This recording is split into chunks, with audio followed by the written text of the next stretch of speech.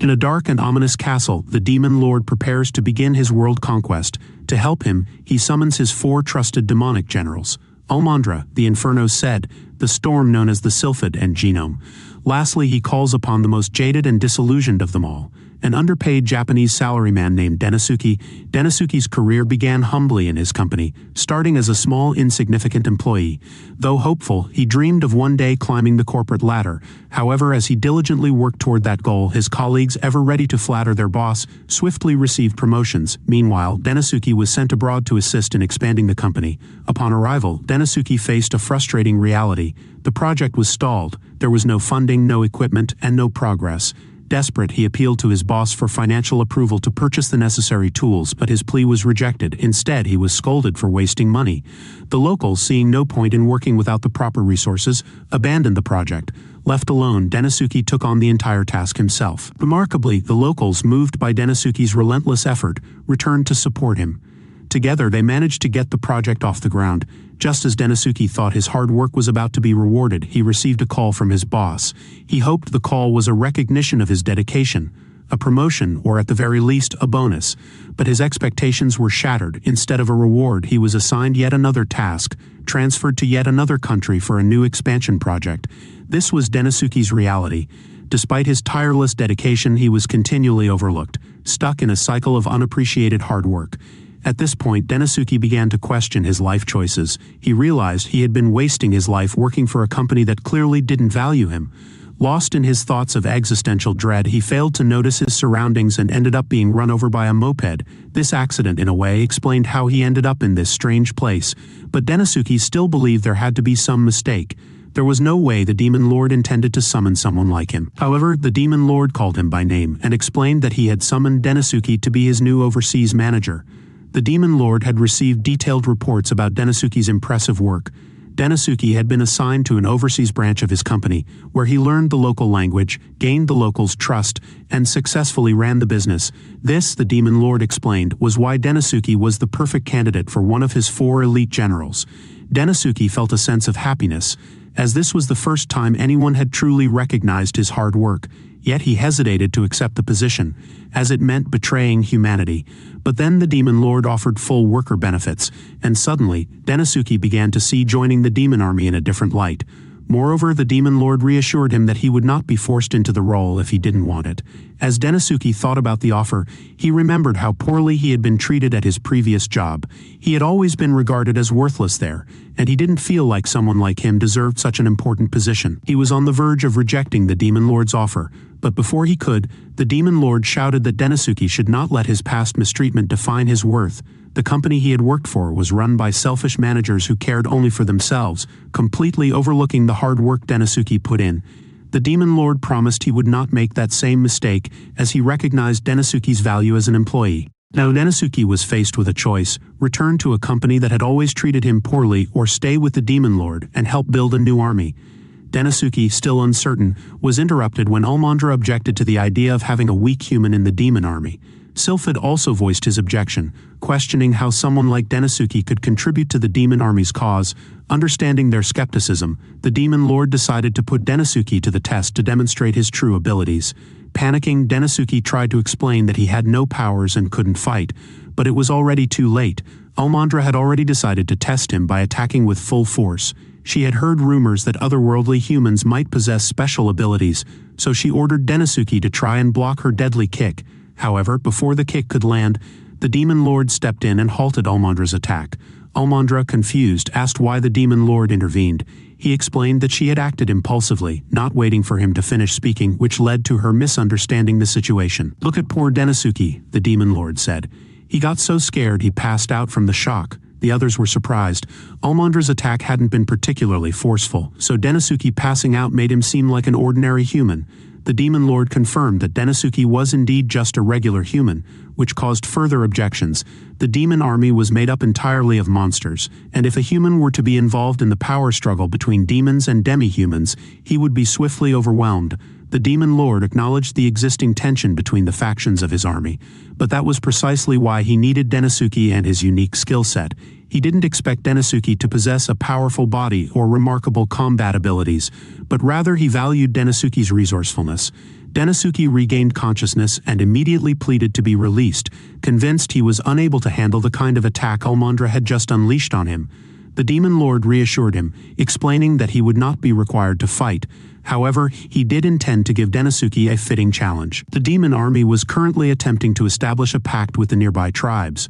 So far, agreements had been reached with the salamanders and werewolves, but negotiations with the Minotaur tribe had proven difficult. Denosuke's test would be to do whatever was necessary to secure a pact with the Minotaur tribe. Given Denosuke's impressive negotiation skills, the Demon Lord believed this task would be simple for him. Despite the Demon Lord's confidence, Denosuke did not find negotiating with Minotaurs to be simple at all.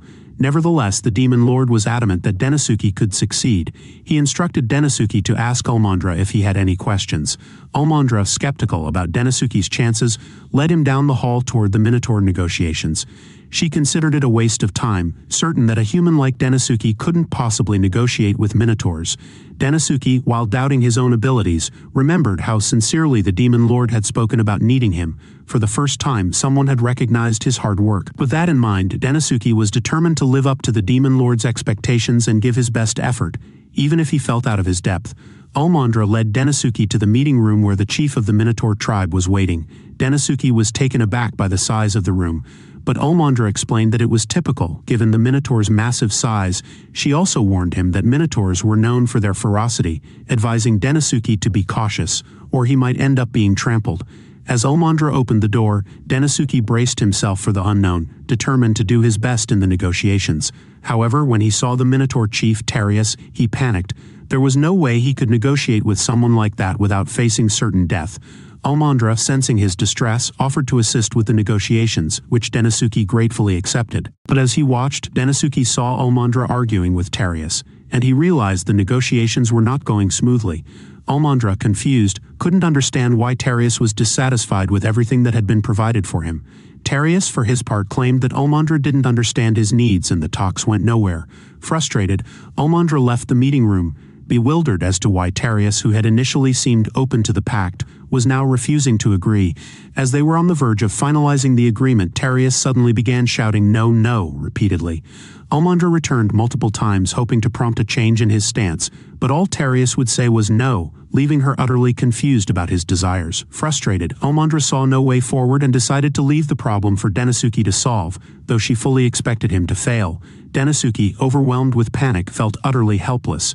As he walked the halls trying to think of a solution, he noticed a bar sign and decided to step in to clear his mind. The bartender offered him a warm towel, and Denosuke ordered a drink, hoping the calm would help him think. He realized that despite his desire to continue the negotiations, there was little he could do if Tarius refused to cooperate. But then it struck him, perhaps Tarius wasn't refusing to negotiate after all. Denosuke recalled a similar experience where a client appeared to say no, but after reading their eyes he understood what they truly meant, and both sides were able to reach an agreement. With this new insight, Denosuke knew what he needed to do. He finished his drink and headed out to do what he does best, negotiate. Meanwhile, Almandra was back in the Demon Lord's throne room, reporting that her discussion with Tarius had led to no significant progress. She doubted Denosuke would accomplish anything, especially considering he had only just arrived in this world. However, the Demon Lord remained confident and urged her to wait and see what Denosuke could achieve. Almandra couldn't fathom why the Demon Lord had so much faith in Denosuke, so she decided to check on him to ensure he was all right. When she arrived, she found him packing several bags with hay. She asked what he was doing, and he explained that he intended to have a meaningful conversation with Tarius. Almandra tried to discourage him, insisting that Tarius was unwilling to negotiate, but Denosuke remained optimistic. He believed that by looking Tarius in the eyes and expressing his emotions clearly, they would be able to understand each other. Noticing a newfound confidence in Denosuke, Almandra observed that he no longer appeared afraid. With determination, he walked into the meeting room to talk to Tarius. The following morning, Almandra returned to the meeting room, concerned for Denosuke's safety. However, upon entering, she found the room filled with hay and neither Denosuke nor Tarius in sight. Initially, she assumed the negotiations had failed and led to a violent confrontation. But just then, Denosuke appeared and assured her that everything was fine. Confused, Almandra asked why there was hay scattered across the sacred demon castle, and more importantly, where Tarius had gone.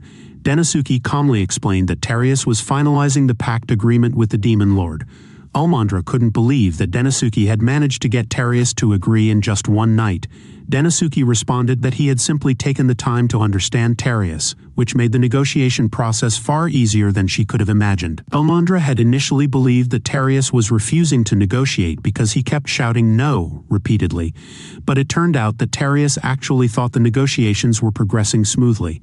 Denosuke had experienced a similar situation before with an international client who had enthusiastically said no to him, only to later offer a handshake, revealing that the entire situation had been a misunderstanding. The same misunderstanding occurred with Terius. After researching Minotaur customs, Denosuke learned that Minotaurs always bring hay with them to use as a bed when visiting others. Terius had merely been asking for his hay the whole time, and once Denosuke realized this, the negotiation process was resolved without further issues. Almandra, now understanding the situation, felt guilty for leaving Terius in the room without his hay. However, Terius reassured her that it was an honest mistake and shook her hand to show there were no hard feelings. As Terius was leaving, the demon lord approached Denosuke and Almandra and asked if Almandra now understood why he wanted Denosuke as part of their ranks. Almandra acknowledged Denosuke's exceptional negotiating skills, and since he had successfully passed the demon lord's test, the demon lord officially made him one of his 4 generals. The demon lord placed a bracelet on Denosuke's arm as a symbol of his new position. In a gesture of respect, Almandra formally introduced herself to Denosuke and expressed her eagerness to work with him as a new friend. In the days that followed, Denosuke found it nearly inconceivable that he was now serving directly under the Demon King. Furthermore, his appointment as a general, complete with a private office, allowed him to review the nation's organizational structure. Though modest in size, it was efficiently managed.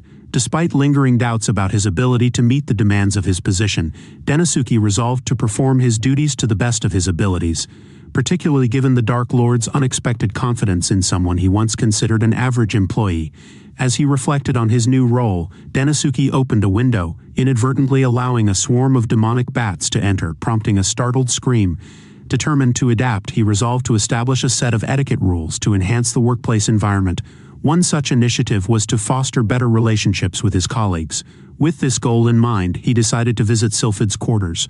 However, a secretary named Belinda informed him that the Storm Archman had been away for some time but assured him that Denosuke's visit would be noted. Though his initial effort to connect with Sylphid proved unsuccessful, Denosuke recalled a crucial lesson from the business world. Success often follows failure. Undeterred, he moved on to visit another general. Before he could proceed, however, a manager interrupted him with an urgent message. The Demon King had summoned him for a new assignment. Upon arriving, Denosuke learned that his next mission was to secure an alliance with the Ogre clan. According to the Demon King, the demonic army remained a developing force that required strategic alliances with regional semi-human clans to rival the strength of more formidable factions, particularly the Ogres. This clan, possessing power comparable to the demons, maintained an assertive stance toward neighboring territories. Consequently, the Ogres viewed the demons with suspicion, having enforced strict information control in recent years to safeguard their position, thereby complicating any attempts at diplomacy. While a formal alliance with the Ogres would be highly advantageous, there remained a significant risk of hostility that could jeopardize the negotiations entirely. The Demon King likened this mission to the business concept from Denosuke's world, negotiating a partnership with a direct competitor. Given the delicate nature of these discussions, the king believed that Denosuke, as a human, was uniquely qualified to undertake this task. With these instructions in mind, Almandra recognized that she had no choice but to accompany the envoy on this critical mission. Although her concerns were not entirely genuine, she conveyed that she would be uneasy if not for Denosuke's involvement. Later, she reiterated the importance of their collaboration, urging that they once again serve as formidable generals in pursuit of their shared objectives. The thought crossed Denosuke's mind that it would be invaluable to consult Genom regarding the upcoming negotiation, given her leadership over the semi-human forces and her insight into the Ogres. However, as they arrived at the training grounds, Almandra refused to accompany him any further, insisting instead that she would tend to the carriage. Denosuke surmised that dividing their tasks might indeed be more efficient, though it seemed clear that her reluctance stemmed more from jealousy than practicality. Observing the semi-humans in their rigorous training, Denosuke found himself impressed by their discipline and skill. The soldiers demonstrated remarkable precision with both bows and spears, a testament to their dedication. When the exercise concluded, their leader addressed the troops, commending their improved accuracy and instructing an officer to grant them a well-earned rest. Denosuke noted the high morale among the soldiers, as well as the commanding presence of their leader, the Earth Crust Barrier, whose tactical acumen was evident. As the training session ended, Genom approached Denosuke, inquiring about the purpose of his visit. He explained his mission to negotiate an alliance with the Ogre clan. In response, Genom provided a brief overview of their leader, Ogre, describing him as a formidable and cunning opponent, renowned for his valor and unyielding authority. His enemies viewed him as a tyrant. Beyond this, however, Genom suggested that Denosuke experience the rest firsthand, implying that only direct encounters would reveal the complexities of Ogre's character. Genom, displaying visible irritation, demanded that Ulmandra keep her distance, claiming the demonist's pervasive hostility was unbearable. Oblivious to the fact that Ulmandra stood directly behind him, Denosuke was startled when he turned to see her there. Seemingly unfazed, the Hell aggressor coolly remarked that her presence was motivated solely by concern for her traveling companion, as everything had been prepared for their departure, and he was taking far too long. Genom, no longer willing to entertain further delays, firmly instructed Denosuke to leave with her. This curt dismissal only served to aggravate Ulmandra further, the tension between the two women escalating as their mutual disdain became increasingly evident. Observing their heated exchange, Denosuke pondered the underlying complexities of their strained relationship, recognizing that their rivalry ran far deeper than mere professional differences. Upon arriving at the entrance of the Ogre clan's stronghold, the emissaries dispatched by the Demon King found themselves forced to wait outside.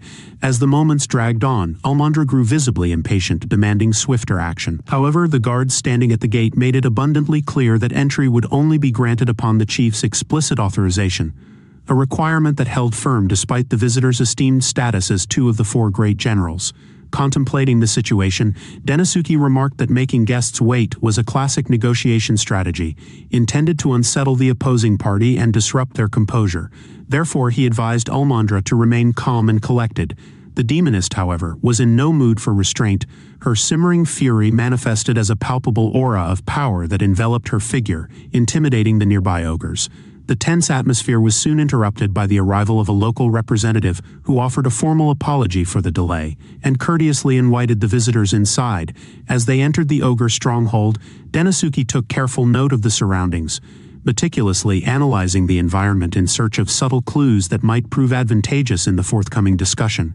Despite his cautious approach, Ulmandra leaned in and warned him against scrutinizing the area too closely. Excessive curiosity, she explained, might be interpreted as a sign of vulnerability. After all, the ogres were formidable beings whose strength rivaled that of the Demon Lord's army. Still, Denosuke remained focused on what he deemed the most pressing concern, the ogre chief himself. Based on Genom's insights, he understood that Ogre was not only a powerful leader but also a notoriously complex individual, prone to unpredictable behavior. The guide ultimately ushered the visitors to an imposing gate, its sheer scale imposing a sense of foreboding. As the gates parted, Denosuke felt a drop of sweat slide down his brow, the uncertainty of the situation weighing heavily upon him. On the other side, they were greeted by the leader of the local clan. Ulmandra began outlining the purpose of their visit, but Ogre swiftly interrupted, commanding that she speak only upon his authorization. Observing his colleague's suppressed ire, Denosuke noted the effort Ulmandra exerted to retain her composure in the face of such an insolent rebuff. Ogre eventually inquired whether the demons had come to surrender to the ogres. Should that be the case, he stipulated, the sole condition would be the delivery of the Demon Lord's head. The audacity of the challenge nearly caused Ulmandra to lose her composure, but Denosuke restrained her with a firm grip on her wrist and requested time to deliberate on the offer. Once they had withdrawn from the audience with Ogre, Ulmandra's restraint faltered, and her pent-up frustration erupted. Denosuke, however, remained calm, offering a rational explanation for the ogre leader's behavior. Ogre's intention, he explained, was to provoke them into a reaction, thereby terminating the negotiations without escalating the situation into open conflict. By aggravating Ulmandra, Ogre sought to shift any blame for the failure of the talks onto the negotiators themselves. Although perturbed by the insult, Denosuke understood that expressing his anger would ultimately be counterproductive to the Demon King's objectives. Such a display of poor conduct would only serve to strengthen Ogre's position, enabling him to form alliances with other nations and turn them against the demon army. Given the lack of a proper space for dialogue, Denosuke opted to withdraw for the time being, recognizing that neither he nor Ulmandra had a clear course of action moving forward. At that juncture, the earlier guide revealed herself to be Orl, the daughter of Ogre. Despite Ulmandra's suspicion, Orl expressed her desire for the visitors to dethrone her father. She then led them to the castle's food storage, which was conspicuously empty. According to her, the ogres had once held significant sway over neighboring clans, but now they were grappling with severe financial difficulties. Dennosuke, having suspected as much, acknowledged that the soldiers' equipment appeared in disrepair, and the entire castle bore an air of neglect, much like a company on the verge of insolvency. When one individual holds unilateral control over decisions, actions may be swift, but such an approach is rarely conducive to long-term financial stability. ORL concurred, explaining that the ogre clan's restoration could only be achieved through assistance from the demon army. Though her father remained obstinate and refused to listen, with tears in her eyes, ORL confided that her father, Ogre, was gravely ill, and the tight control over information was a direct result of this condition. However, she warned that should Ogre's health deteriorate further, the situation would become far more dire. Dennosuke, recognizing the girl's distress, acknowledged her concern but cautioned that divulging such internal matters of the clan was recklessly premature. In response, ORL defended her actions, asserting that she trusted her own judgment of others' characters. Her words, however, stirred a sense of jealousy within Almondra. ORL then proposed that Dennosuke marry her and assume the role of clan chief, believing that such a union was the only viable solution to alter the clan's trajectory. Though Dennosuke struggled to conceal his frustration, Almondra, recognizing the delicacy of the situation, requested time to consider the proposition. In the interim, Dennosuke withdrew for some solitude to reflect on the complexities of their situation. As he pondered, his gaze once again fell upon the sign of the same bar from earlier. Without hesitation, he entered where Almondra was engaged in a conversation, insisting that the lion was the strongest of wild animals. While the bar's master contended that it was the gorilla, Almondra, however, maintained that a group of lions symbolized pride. Her remarks about groups and pride sparked a realization in Dennosuke's mind. The following morning, Dennosuke returned to the real world, adjusted his tie, and assured himself that he would resolve the matter at hand. He met with his travel companion to report progress in the negotiations, informing her that the Ogre clan meeting was imminent. However, his true plan was to escort Almondra elsewhere first. If the situation proceeded as hoped, Dennosuke anticipated that the negotiation would be conducted by the chief himself. A week later, they convened with Ogre, who dismissed their efforts and demanded to know the real reason the other races had joined the Demon King's army. Upon hearing this, Dennosuke smiled with quiet satisfaction. Later, he confided to his partner that he intended to recruit clans from the other races before Ogre could make a move. Although the ogres had once supported the Demon King's cause, that alliance had dissolved. As a result, Dennosuke saw no reason why annexing the neighboring territory of the Ogre clan should be particularly challenging. He dubbed this strategy Operation Fortress of Large Enterprises. Reflecting on his current course of action, Dennosuke recalled using a similar tactic years earlier when attempting to secure a contract with a major corporation. He explained that if one approaches a large company head-on, they will likely be rejected. Instead, Dennosuke had first targeted small and medium-sized enterprises, offering them innovative products. Eventually, the larger companies began purchasing as well, unwilling to let the smaller competitors gain a market advantage with unique offerings. In essence, Dennosuke recognized that if the semi-human factions allied with the demons, the ogre chief would be forced to acknowledge their power.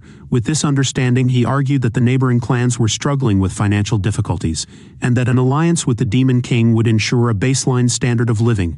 This statement further provoked Ogre, who declared himself the undisputed lord of the region. This response, however, was precisely what Dennosuke had anticipated.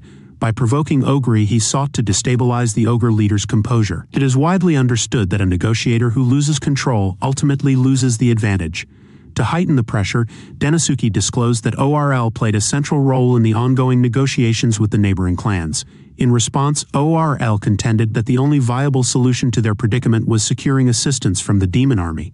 In tears, she confessed her admiration for her father's strength, but lamented that the once feared warrior, Ogre the Invincible, had grown old and infirm.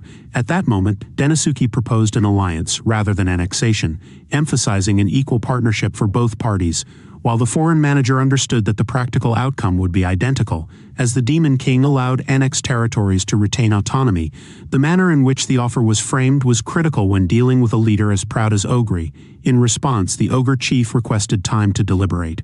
Consequently, the negotiators took their leave.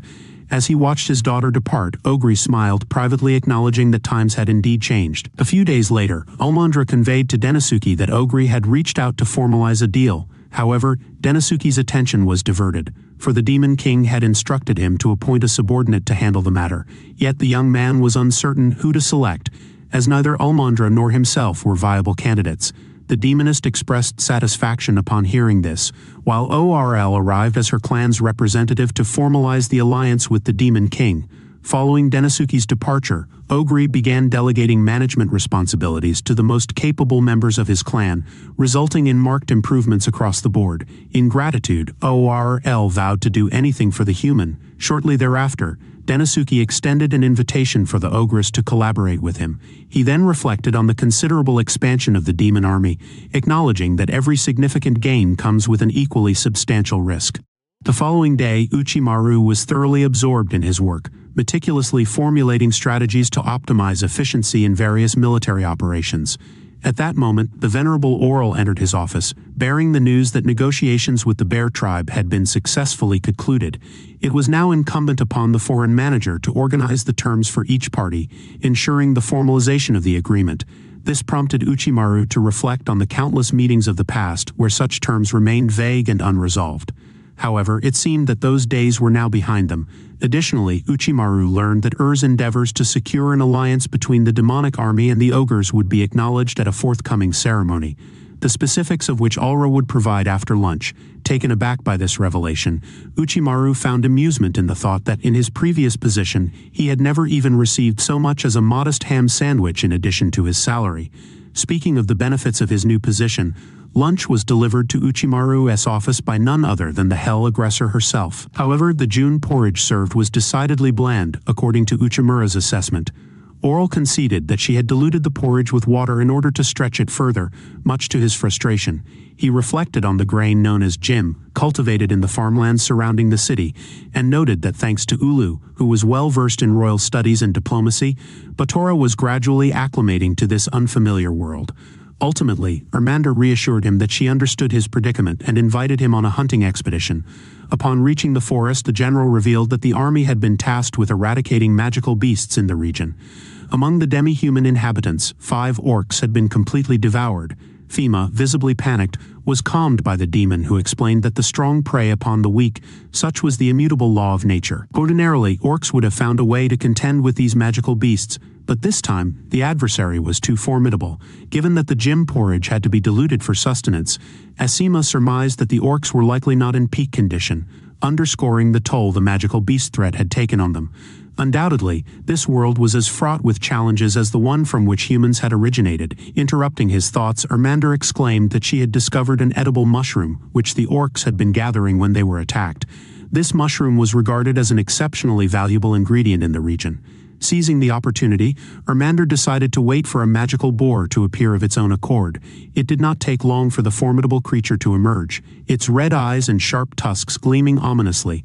Ermander instructed Uchimaru to slowly retreat as she took charge of the situation. In one fluid motion, she executed a devastating spinning kick, landing squarely on the boar's head. Uchimura observed that boars lacked the ability to perceive three-dimensional space, and could only detect stimuli directly ahead, behind, or beside them. With a well-placed overhead strike, Ermander left the creature momentarily stunned and unresponsive. However, the boar quickly recovered, retaliating by hurling several rocks with its tusks toward the demon. Ermander dodged the projectiles with remarkable agility and delivered a forceful punch to its enraged form. Uchimura noted that such strength indicated that the Hell Aggressor herself must possess formidable power, yet despite her prowess, the disparity in resilience between them was striking. The boar's natural toughness outmatched the demon's ability to finish the battle decisively. Wild creatures like boars wield their tusks and claws to intimidate and subdue their prey, whereas humanoids like Uchimura and Ermander were inherently frail, with limited lethal capacity. This, Uchimura reflected, explained why humans had always relied on external weapons, such as swords, shields, grenades, and rifles, to compensate for their lack of innate strength. In Uchimura's mind, Ermander was undoubtedly aware of the situation, which made it all the more puzzling that she had failed to bring any weapons for what had proven to be a poorly executed hunt. Meanwhile, the Hell Aggressor quickly realized that her current approach would not suffice to defeat the boar, forcing her to reveal some of her more advanced abilities. Although such techniques required time for the body to recover, and she typically refrained from using them, the circumstances left her with no alternative. As the boar charged toward her, Ermander determined that by opening its abdomen and damaging its stomach, she could effectively immobilize the creature. With swift precision, she grasped the boar's tusk and unleashed a reddish energy that exterminated the beast. Uchimura, struck with fear, could not help but wonder if this was the magic of a demon. Ermander, undeterred, calmly invited him to partake in the boar's meat, though the poor man, having witnessed the unsettling spectacle, had lost all appetite. Later, the general of the demonic army received expressions of gratitude from the local demi-humans, while Uchimura, observing the scene, found an unsettling parallel between these people and the boar. The disturbing realization left him with an unease he could not shake. A local resident handed Ermander the boar's leg, signaling the beginning of the feast, and Uchimura's spirits lifted, knowing that he would finally have meat to fill his stomach. The general, using her fire, began grilling the beast, but when preparing the second thigh she accidentally carbonized it, fur and all. Uchimura, unimpressed by the result, expressed his dissatisfaction, but Oral insisted that he eat it. Reluctantly, Uchimura took a bite, only for the bitter taste of the meat's juice to flood his mouth, a flavor akin to gasoline. He immediately voiced his displeasure, accusing his companion of forcing him to consume such an unpleasant dish. In response, Ermander retorted that he complained about every meal he was served. It became apparent to Uchimura that the cultural divide between humans and demons might be the cause of his discomfort, one that could potentially lead to severe indigestion. Determined to remedy the situation, he asked a local resident whether everyone had access to the stove. The demi-human, however, regretted to inform him that salt was in short supply, which could jeopardize the feast. Seizing the opportunity to salvage the meal, Uchimura rolled up his sleeves and requested only a small amount of salt, along with some edible mushrooms, to rectify the matter. Some time later, Uchimura presented the village with skewered grilled wild boar and wild boar mushroom soup. Upon tasting it, Ermander was thoroughly captivated by the remarkable flavor. As the villagers relished the meal, Uchimura reflected on the natural odor of pigs. After the scent dissipated, he soaked the meat in water to extract the blood. Given that pork is high in fat, it is essential to keep the meat sufficiently distant from the fire to prevent it from burning while allowing the excess fat to melt away. The same principle applies when adding meat to a soup. Briefly blanching it helps eliminate the odor. Furthermore, Uchimura offered to teach the villagers this method of cooking should they be interested. While Ermander considered that such a gesture might diminish the prestige of the four great ones, Uchimura held a different view. He believed that by observing dietary practices, one could gain insight into the potential evolution of an entire civilization. For this tribe, mastering the proper preparation of meat could be the catalyst for progress. The demonist recognized that this village was weak, suffering from food shortages, and understood that this situation needed to be addressed. As night descended, the hell aggressor summoned her companion to guide their way home and ward off any potential threats. She conjured a fireball, a manifestation of magic that only demons could wield. Reflecting on this, Uchimura considered the predicament of the demi-humans, led by the Gome who, lacking the ability to use magic, were compelled to train relentlessly day and night to compensate for this deficiency. He then inquired whether Sylphie D was a demon or a demi-human. Although Ermander was uncertain based on the title Conjurer of the Final Storm, she believed Sid was likely a demon, as he never attended the meetings in person. As the two continued on their path, Uchimura suggested that Ermander consider using weapons as well, given that the magic she wielded required significant recovery time, an issue that had been evident during their encounter with the wild boar. In essence, he explained, fighting without a weapon was akin to facing the cold without proper attire. It was essential to consider the need for protection. Upon hearing this, the demonist extinguished the fire and acknowledged that the foreign manager's suggestion might hold merit, though she found his remark offensive. Consequently, she altered their plans, instructing the human to remain in the village and be escorted back to the castle the following morning. While the general had begun to trust him, she recognized that ultimately he was still an outsider from another world, whose emphasis on efficiency did not align with the demon's way of life. After making her statement, the hell aggressor took flight, leaving the man alone in the forest. To avoid any further complications, he quickly ran back to the village. The following day, upon reintroducing himself to the leader, Uchimura received praise from the Demon King for the efforts of his human general. However, the king pointed out that Uchimura had only just returned, while Oral had arrived the previous evening. Overcome with emotion, Uchimura lamented that he was unworthy of being one of the four great ones. In response, the Demon King instructed him to resolve the matter with the demonist, emphasizing that this was not merely a personal dispute, but also an opportunity for Uchimura to gain a deeper understanding of the world to which he now belonged. Following the meeting, Uchimura sought to comprehend the reasons behind Ermander's evident frustration. Given that the two most dominant races in this kingdom were demons and demi-humans, his initial assumption was that demons were more intellectual, while demi-humans, such as orcs, were more primal. However, observing Urmander's behavior and attire, he found this assumption to be flawed. Uchimura believed that the manner in which a people dress reflects their era, culture, religion, and worldview. In the case of demons, he observed that their reliance on magic was central to their identity, a defining characteristic that set them apart from other races, which lacked such capabilities. With this realization, Uchimura recognized the necessity of discarding his preconceived notions and dedicating himself to a more comprehensive understanding of how this society truly operates. In an effort to deepen his understanding, Uchimura picked up a book that explained a key aspect of demon culture. For demons, possessing a sculpted physique is a matter of honor.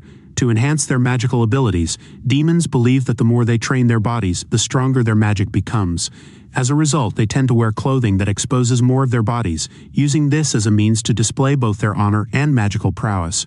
Reflecting on this, Uchimura realized that his earlier comparison to Urmander about wearing proper clothing for cold weather might have unintentionally offended her. Meanwhile, Urmander, feeling distressed, went to Oral and confided that Uchimura seemed to despise her body. Oral, recognizing the cultural divide between humans and demons, explained to Urmander that Uchimura likely did not view body exposure as a sign of strength or pride, but perhaps as something inappropriate. She suggested that Uchimura might even perceive it as perverse. Seeing Urmander in such distress, burying her head in the ground, Oral recalled her first day as Uchimura's subordinate. He had told her that she could always speak openly with him, and that together they could find solutions to any issues. Meanwhile, Uchimura found himself at his preferred bar, though this time he was not alone. Several other humans, all dressed in office uniforms like himself, were present. Uchimura was savoring his meal of grilled meat with pepper when the bar owner, smiling for the first time, remarked that this dish was the specialty of the house. This unexpected display of warmth sparked an idea in Uchimura's mind. The two soon found themselves engaged in a hurried conversation. After coming to an understanding, Uchimura first admitted that he found the demonist's physique undeniably attractive. In response, Urmander clarified that she was not perverse but simply desired to hear praise for her body. Upon realizing the awkwardness of their exchange, both were embarrassed. Uchimura then bowed deeply to offer an apology. In kind, Urmander also bowed, acknowledging her impulsive actions and apologizing for imposing her thoughts during their conversation, as well as for abandoning him alone in the forest. In all honesty, Uchimura confessed that at that moment he had felt his life was at serious risk. However, he emphasized that the most important aspect of their interaction was that they both sought to understand one another in order to find a resolution. It was through this mutual pursuit that Uchimura believed they could become excellent companions. Urmander was uncertain whether Uchimura's words were laced with ulterior motives, but eventually, she came to a realization that confirmed her suspicions. With this clarification, Uchimura felt a sense of relief, knowing that he could now focus on his work without the tension of a disturbed environment in the castle. Subsequently, the Demon King convened his subjects and allies to announce that, following the alliance with the ogres and the successful integration of the 7 tribes, the demonic army had grown significantly stronger. As a result, the leader wished to commend Danasuku Uchimura for his outstanding contributions in such a brief time. In recognition of his accomplishments, the Demon King presented Uchimura with a magical stone, a symbol of his reward. Though appreciative, Uchimura humbly stated that his success had been made possible by Urmander's invaluable assistance, and therefore he offered the stone to the demonist in a gesture of favor. Observing this exchange, Oral mused that in demonic culture, gifting such an item to someone of the opposite sex was often regarded as a proposal of marriage. Meanwhile, an unidentified demonist watched from a distance and concluded that someone like Uchimura, whom they deemed a failure, had somehow earned recognition. Uchimura was unexpectedly summoned by the Demon King, a call that stirred a wave of apprehension within him as he anxiously pondered over any potential errors he might have committed. The moment he entered the Grand Chamber, he immediately began apologizing profusely, pleading for another chance before the Demon King could utter a single word. The Demon King's brow furrowed in disapproval, and with a firm yet measured tone he interrupted Uchimura's rambling. He declared that such a lack of confidence was both unwarranted and counterproductive. Instead of rebuking him, the king commended Uchimura's exceptional performance, offering reassurance that no failure had occurred. The Demon King proceeded to elucidate the purpose of the summons. Seeking Uchimura's insights on the relationship between demons and humanoids, Uchimura pointed out the glaring disparity between the two groups, emphasizing that demons possess the ability to wield magic while humanoids did not. This fundamental difference, he explained, bred feelings of inferiority and fostered division. The Demon King solemnly agreed, acknowledging that magic lay at the heart of the issue. He expressed his aspiration to devise a solution that would grant all beings equal access to magic, envisioning a future where such a change could bridge the divide and promote harmony. This revelation stunned Uchimura, who confessed his own lack of magical ability and questioned whether he was truly capable of undertaking such a monumental task. The Demon King, however, reassured him, explaining that magical stones would serve as the cornerstone of the solution. He handed Uchimura one of these stones, charging him with the responsibility of discovering its optimal use. To support him, the king assigned a companion, Sylphid, the Storm Queen. The mention of Sylphid left Uchimura momentarily frozen. He vividly recalled her formidable reputation as an uncompromising and exacting individual, which filled him with apprehension about the partnership. As Uchimura departed the Demon King's chamber, he noticed Almandra observing him from a distance. Witnessing the weighty mission bestowed upon him, she concluded that Uchimura was someone of remarkable capability. Her gaze lingered on the magical stone in his possession, and she mistakenly interpreted it as a gesture symbolizing a long-term commitment, perhaps even to her. Oblivious to her misunderstanding, Uchimura remained unaware that the stone carried an entirely different purpose. Uchimura carefully examined the magical stone bestowed upon him by the Demon King, contemplating how it could function as an external source of magic accessible to all. Lost in his thoughts, he was interrupted by Alulu, who approached with a warm drink in hand. She gently suggested he rest early, noting the weariness etched across his face. Uchimura, however, shook his head, explaining that he needed to stay up and continue working. He held up the stone and asked Alulu if it was possible for humanoids to channel magical energy through it. Alulu considered his question before responding. While the stone could indeed serve as a source of magical energy, she explained, the ability to wield magic effectively required skill and practice. Her words sparked a realization in Uchimura. The true solution lay not just in the stone but in fostering the necessary skills. Determined, he resolved to seek Sylphid's assistance in addressing this critical challenge. With unwavering determination, Uchimura made his way to Sylphid's chambers. Upon reaching the door, he was greeted by her assistant, who regarded him with a scrutinizing gaze and inquired about his identity. Uchimura introduced himself confidently, stating that he was one of the Demon King's 4 generals and had been entrusted with a direct mission. He requested an audience with Sylphid, but the assistant curtly informed him that she was, as usual, unavailable. As the assistant began to close the door, Uchimura swiftly intervened, halting her actions and persuading her to let him inside. Meanwhile, from a discreet vantage point, Almandra observed the interaction, her curiosity intensifying. Once inside, Uchimura began to analyze the assistant with keen perception. He noted subtle yet telling details. The glasses she wore appeared to be a deliberate disguise, her name deviated from traditional demon naming conventions, and the Demon King had previously mentioned Sylphid's habit of employing disguises to shirk responsibilities. These deductions prompted the assistant to relent, revealing her true identity as Sylphid. She admitted that the disguise was her way of evading the constant demands placed upon her.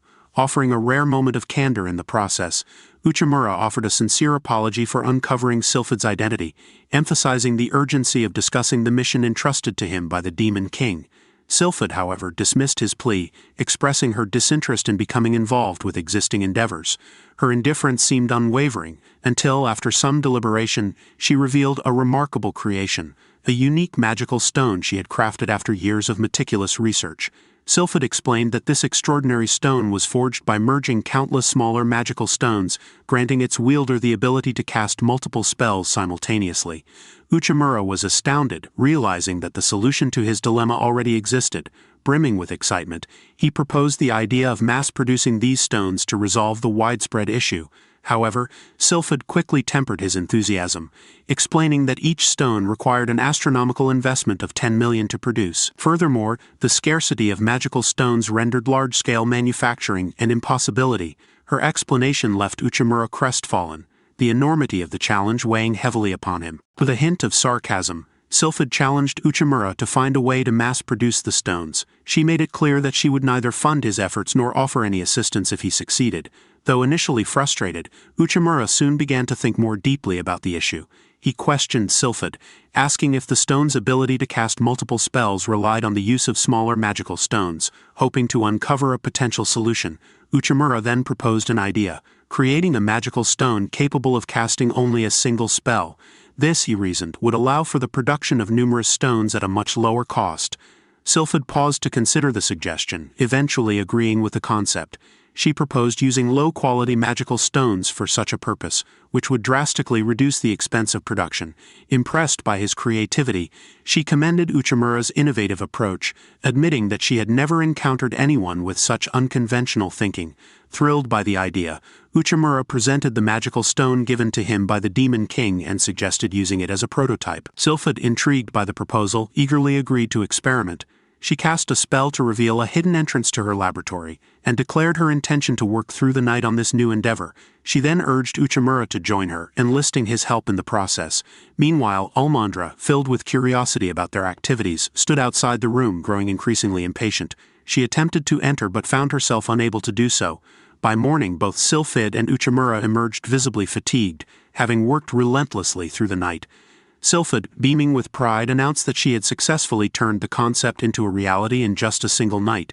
As she marveled at her accomplishment, she gazed at the newly crafted single-use magical stone, impressed by how significantly it had reduced production costs and opened the possibility of creating numerous stones. Determined to test the stone, Sylphid turned to Uchimura, naming him as the test subject. Although weary, Uchimura reluctantly consented, requesting a brief respite before proceeding. Sylphid agreed, granting him an hour to recover. As Uchimura stepped out to eat and regain his strength, Almandra suddenly burst through the door with force, causing him to stumble to the ground. Demanding an explanation for his late-night activities, she launched into an interrogation. Sylphid, however, swiftly intervened, telling Almandra to take her noise elsewhere and cease disturbing the work. Before further conflict could arise, an assistant arrived, delivering urgent news. Fierce, aggressive birds were attacking the cities, and the Demon King had ordered their immediate extermination. The assistant promptly dragged Almandra away, assigning her to assist in various locations despite her clear reluctance. Sylphid viewed the crisis as an excellent opportunity to test the new magical stone.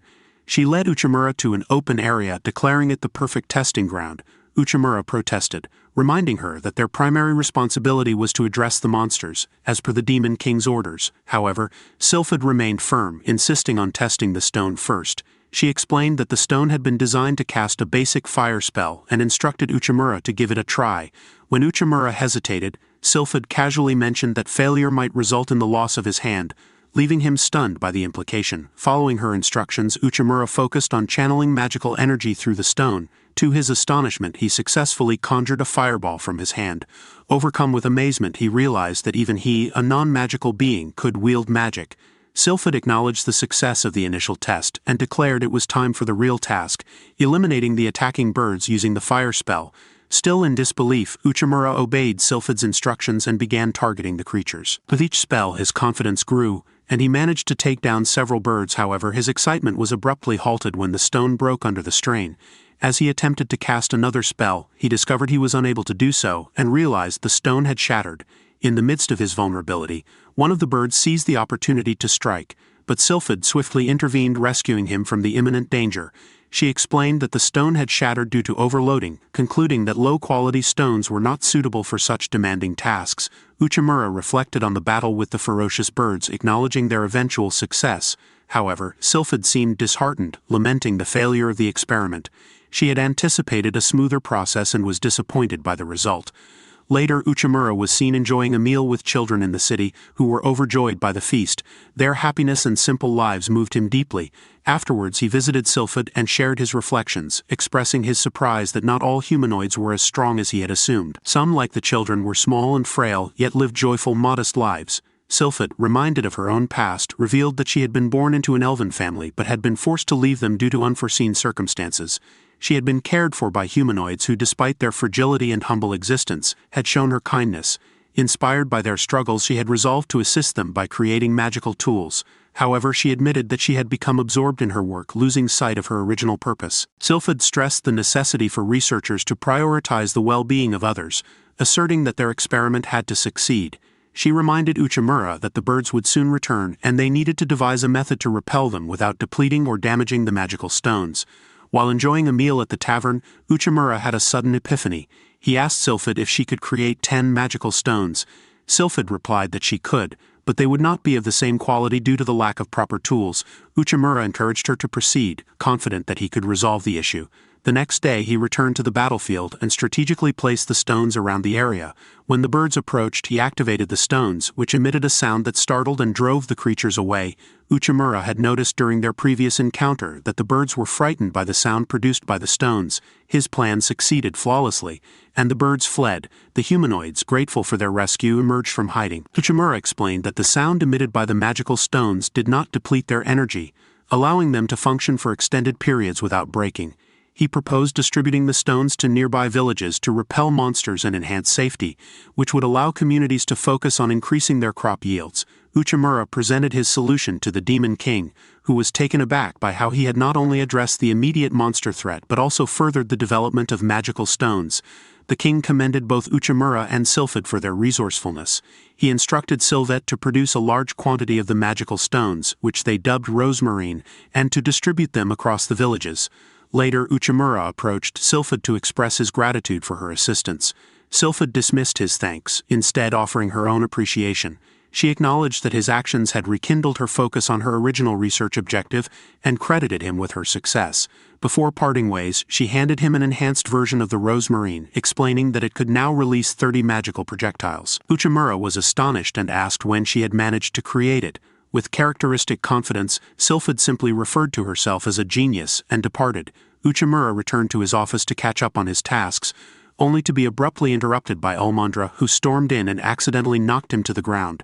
She angrily demanded to know where he had been and why he hadn't informed her about his mission with Sylphid. However, upon noticing the magical stone he was holding, her expression softened. She declared that as long as he handed over the stone, she would no longer concern herself with him being involved with another woman. Meanwhile, Uchimura lay unconscious on the floor. Ulmandra attempted to rouse him, but her efforts proved fruitless. The following day, back at Mishima's illusory bar, Ulmandra takes it upon herself to pester a young boy engrossed in his cell phone. She expresses her envy, lamenting that he enjoys the luxury of living with his parents and indulging in endless hours on the internet. Unimpressed, the boy curtly responds that she's irritating. At that moment, Ulmandra discerns that the child isn't merely watching Minecraft videos on YouTube but is instead engaged in stock trading. The expensive timepiece on his wrist is a clear indicator that he's no novice. Unfazed, Ulmandra insists that he remove his hood, arguing that they are indoors. When her request is ignored, the demoness reiterates her demand, this time with amplified assertiveness, before attempting to forcibly pull the hood down. Observing the exchange, Uchimura contemplates his own situation. He realizes that he too must shed his hood, not a literal garment, but the figurative veil clouding his professional demeanor. Thus far, he has diligently adhered to the Demon King's directives, securing a position of trust through sheer dedication. However, if he truly intends to foster the long-term expansion of the demonic army, he must identify underlying challenges and methodically address them one by one. With that resolve, the general decides it is time to take action. With this in mind, he makes his way to the kingdom's bustling street market, convinced that inviting Ulmandra was an excellent decision. Moreover, he finds himself admitting that the demoness looks rather captivating in that dress, a striking departure from her usual attire.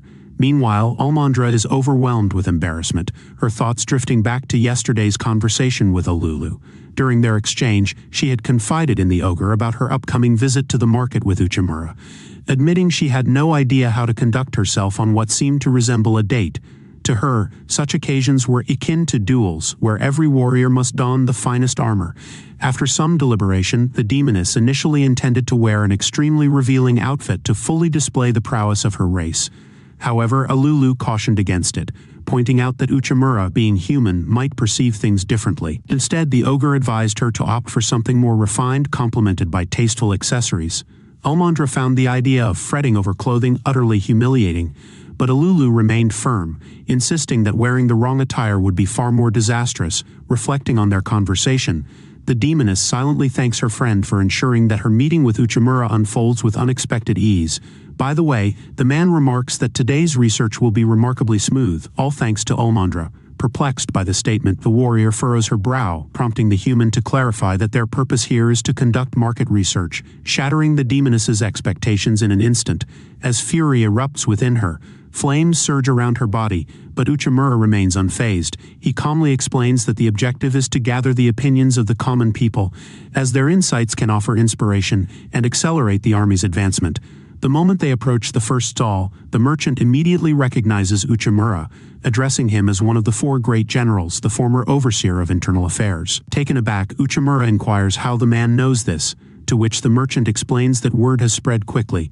After all, it is quite unusual for a human clad in such attire to frequent the royal castle.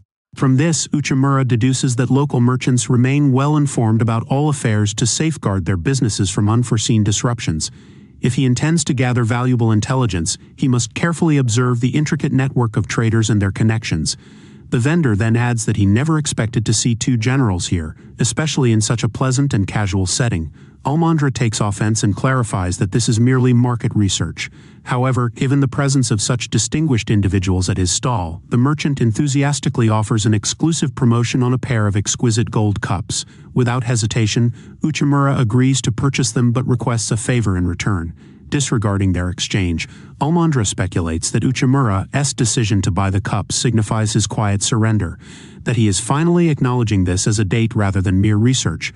However, Uchimura soon instructs her to leave, explaining that he has already gathered valuable insights and product samples, and now it is time to proceed with the rest of his work. As he navigates through the bustling crowd, Uchimura meticulously jots down observations of noteworthy details. During a brief stop at a cafe, he reflects on the significant progress achieved through the alliance between demons, ogres, and humans, particularly in fostering cultural and intellectual exchanges. Almandra notes that the kingdom has never seen such an influx of new establishments before, yet Uchimura is quick to point out that this policy also comes with its share of drawbacks. For instance, the population surge has made food scarcity a growing concern. The price of Jimmu has skyrocketed, placing a heavy burden on the people. Almandra, in fact, recently visited a Jimmu shop and attempted to strong-arm the owner into lowering prices, only to discover that he was barely making a profit himself. Uchimura suspects the wholesalers are at fault, as they control the distribution channels and act as intermediaries in the trade. It's likely that they have acquired the Jimmu farms and established a monopoly over the product. With absolute control, they can dictate the price at will. And one can be certain they have no intention of selling cheap. As a result, by the time Jimmu reaches market shelves, small merchants are forced to raise their prices just to stay afloat. Almandra, ever the proactive force, is eager to have a healthy discussion with these wholesalers. However, Uchimura cautions that for now, this remains mere speculation. A group known as the Guild oversees the wholesalers, and any misstep could escalate into a significant issue, given that this problem impacts the entire nation.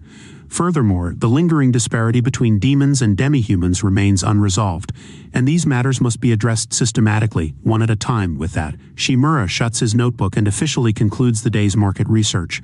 Noticing there is still time to spare, he turns to Shill and inquires about her plans. She immediately assumes that this is when the real date begins, until Noom unexpectedly appears at their table, announcing that today is Ruia Day. Curious, Batora asks what that entails, prompting the demi-human to explain that it is a long-standing tradition among her people, centered around giving gifts to those they hold dear. Amused, Batora then asks if Noom intends to present a gift to the army. Without hesitation, she scoffs and declares that she has no intention of giving anything to the grumpy-faced demoness currently seated at the table. At that moment, a pair of demi-humans approach the leader, pleading for assistance in saving their shop.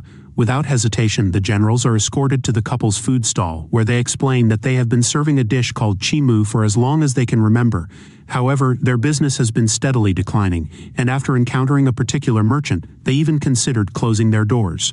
This merchant, a prominent trader named Boiron, had suggested that given the rising cost of Jimmu, they could capitalize on the situation by offering chimu at a more competitive price. Encouraged by this advice, he placed a large order with the couple. Eager to make the deal work, they labored late into the night to fulfill the request. However, on the scheduled delivery day, Yudarian claimed to be unaware that chimu could not be stored and needed to be consumed fresh. As a result, the couple's order was rejected, leaving them with a devastating loss.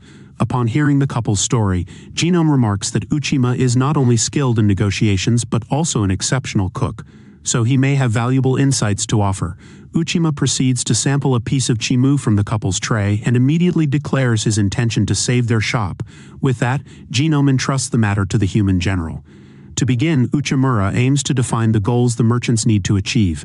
Currently, since chimu must be consumed the same day it is made, they need to sell 300 pieces, equivalent to what the shop would normally sell over 2 months. Batora tastes the chimu and notes that it bears a resemblance to Japanese mochi.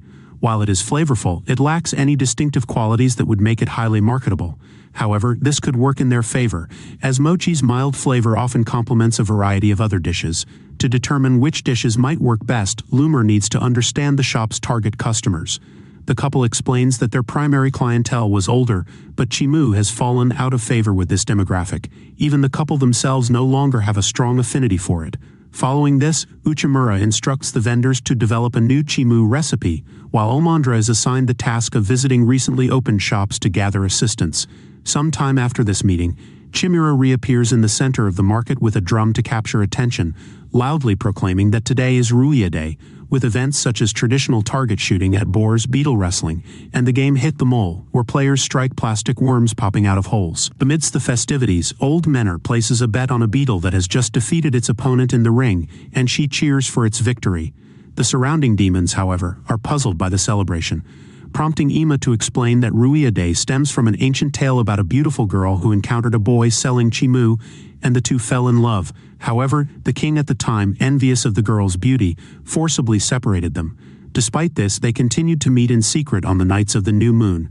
One such meeting took place during a Ruia event where the couple shared Shimu and wished to remain together forever. In time, the gods granted their wish, blessing them with a 7-colored rainbow, and they were carried away to the world of stars to live out their days in eternal happiness.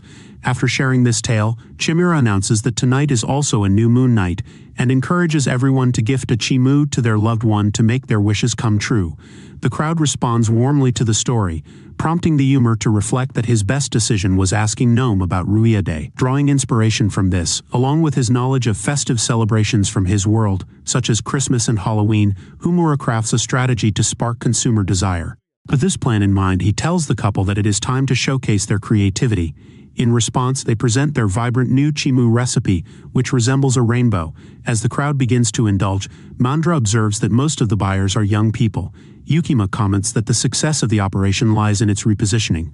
Over time, sales may stagnate, so it's essential to shift the target audience in order to breathe new life into the business.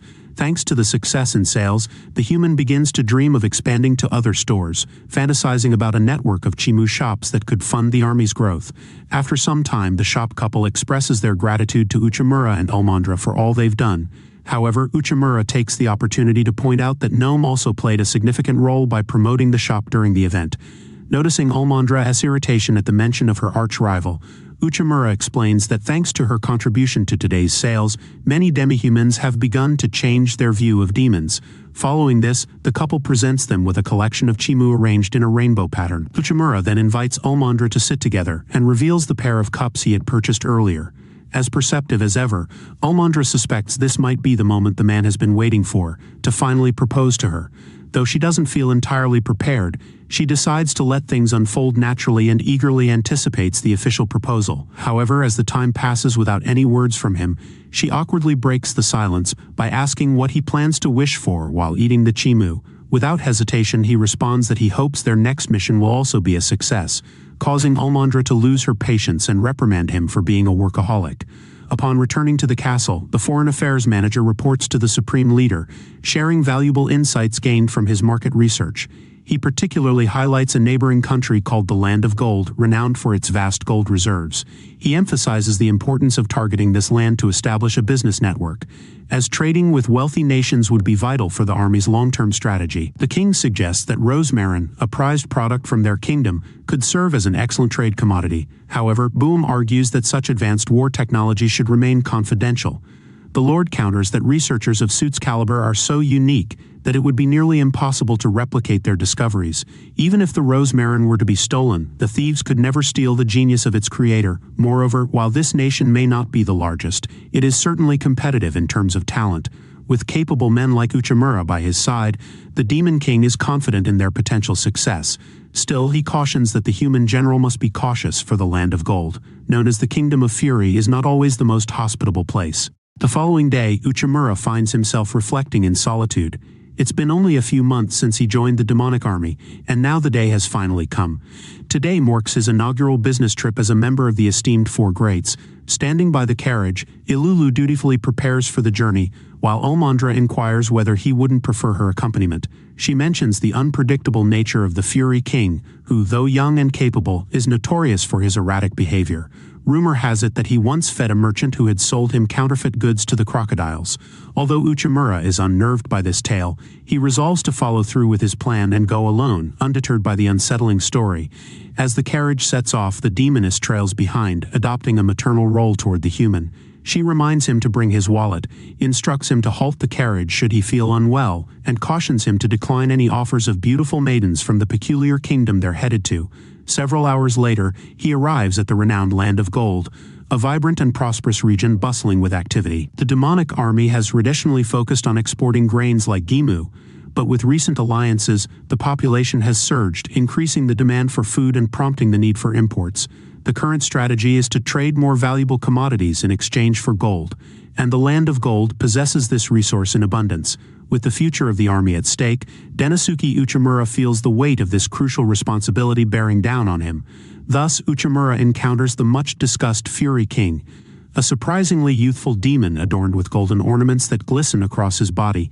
Kneeling before him, the human expresses his gratitude for the opportunity to speak, but is swiftly interrupted by the king, who insists on stating Uchimura's full name and rank within the demonic army. It becomes evident that the king is offended by the man's attempt to introduce himself. As though it were an affront to his knowledge of the person standing before him, Uchimura silently reflects that the monarch lives up to his reputation. He is indeed a challenging figure to contend with. The king then observes that the general has served for a few months and must have completed his probationary period within the demonic army. His eyes blazing with fury, the king demands to know why Uchimura has not visited him sooner. In a panic, the human bows even lower than before, pleading for forgiveness for his oversight, his mind racing as the situation grows ever more dire. Negotiation in the end is nothing more than a psychological contest, where the individual with the greater power holds the advantage. As the king makes abundantly clear at every turn, he is the dominant force in this exchange. At last, the king cuts to the heart of the matter and demands to know the purpose of the general's visit. Uchimura, undeterred, presents gifts of the finest silver to the monarch, only for the king to effortlessly destroy the items with a surge of lightning. The outsider, it seems, has committed an offense by offering silver to the king of the Land of Gold. With another bow, Uchimura pleads for forgiveness, his expression revealing a faint smile as he unveils yet another gift, one that might earn the king's favor. He presents the Rosemarin, a magical stone capable of repelling monsters. As a creation of the demonic army, it has only been used by them until now. Should the Fury Kingdom accept it, they would become the first outside nation to possess such a valuable item. This could prove highly significant, as the miners regularly face difficulties while extracting gold. The king inquires if Uchimura is referring to the stone golem, and Uchimura affirms it, explaining that numerous magical beasts have been tormenting the miners in the surrounding area, necessitating the deployment of a large regiment of armed soldiers for protection. However, should the Fury Kingdom possess the Rosemarin, they would no longer need to worry about such creatures. Upon hearing this, the local ruler acknowledges that such a product could significantly reduce the need for guards to secure the mines. Uchimura then presents several magical stones and requests that the king test them personally to verify their quality. The monarch, without hesitation, decides to put the Rosemarin to the test immediately, using Damasu as a subject by unleashing a massive crocodile upon him. Though filled with fear, the man raises the magical stone, lamenting that instead of beautiful maidens, he was offered a crocodile in this strange kingdom. Curiously, Olmandra had mentioned both possibilities. Nevertheless, today is not the day for Uchimura to meet his end, as the Rosemarin takes effect and repels the crocodile, redirecting its focus to the Fury King. Realizing the beast is about to strike at the region's supreme leader, Uchimura conjures a fireball, prepared to resolve the threat. However, the king swiftly incinerates the creature with a burst of lightning. After doing so, he acknowledges the device's remarkable properties. He then notes that the foreign general has shown impressive courage by daring to negotiate with him, speaking with the confidence of an equal, and, most crucially, demonstrating loyalty and audacity by taking decisive action when the Fury King's life was endangered. Impressed by the demonstration, the king decides to purchase the human's merchandise. An immense quantity of gold is then placed before the general. Each bar, as the king explains, is valued at 7 million G. He then inquires how many magical stones the merchant can produce, to which Uchimura promises 200 Rosemarin within a month. However, the king demands that this amount be delivered in just 1 week. With a simple snap of his fingers, the king signals his willingness to reward the human handsomely for a job well done. 3 piles of gold bars are then placed before Uchimura, as the king declares that he wants all the stones the demonic army can produce. Following the negotiation, the overseas manager must now convince Sylphid to go above and beyond to meet the king's demand. The scientist, overwhelmed with frustration, is beside herself that the human believed such a feat was possible, especially considering that the production process for rosemary is still in its early stages and not yet developed enough to produce such a large quantity of stones in such a short time. The Archmage inquires about Uchimura's plan, warning that pushing this effort too far could lead to the disintegration of the demon army itself, resulting in significant losses. However, Uchimura then contemplates the situation, noting that they have prioritized allocating resources to the regions most ravaged by magical beasts. Nearly all the affected areas in the country have now been restored, meaning that production has stabilized. With this in mind, it becomes feasible to pool resources and focus on increasing the rosemary output.